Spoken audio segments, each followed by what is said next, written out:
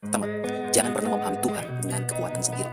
Teman-teman, sehebat apapun kita, sepintar apapun kita tidak akan pernah bisa memahami Tuhan dengan kekuatan kita sendiri. Semakin kita memaksa, semakin kita akan tersesat.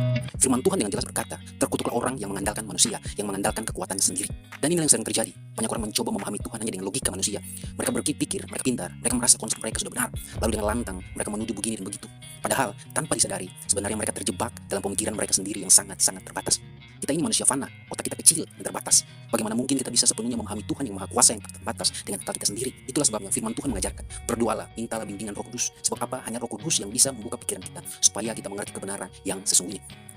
Teman-teman, ada sebuah ilustrasi sederhana yang bisa menggambarkan hal ini. Bayangkan, ada seorang pria dengan sebuah motornya yang mahal. Dalam perjalanan, dia melihat ada sebuah bus yang mogok. Dengan percaya diri, dia ingin menarik bus itu ke bengkel. Setelah tali penarik diikat pada motornya dan busnya itu, semua penumpang disuruh naik ke dalam bus. Lalu dia mulai mencoba menarik bus tersebut. Pada percobaan pertama, kedua, bus tidak bergerak sedikit pun. Karena tidak mau menyerah dan penuh keyakinan dengan sekuat tenaga, pria itu berusaha lagi. Dia ngegas motornya dengan sekuat tenaga dan akhirnya, boom, motornya rusak parah, motor mahalnya itu hancur seketika. Begitu juga dengan kita, kalau kita mengandalkan pikiran kita, makin keras kita mencoba, maka kita pasti akan hancur.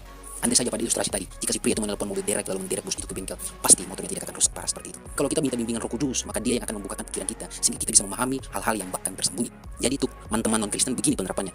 Sebelum belajar Alkitab, coba katakan, Roh Kudus, tolong saya untuk memahami kitab suci orang Kristen ini dengan benar. Itu saja. Lalu mulai membacanya, dijamin 100% kamu bisa, pasti bisa memahami dan tahu rahasia-rahasia dalam iman Kristen.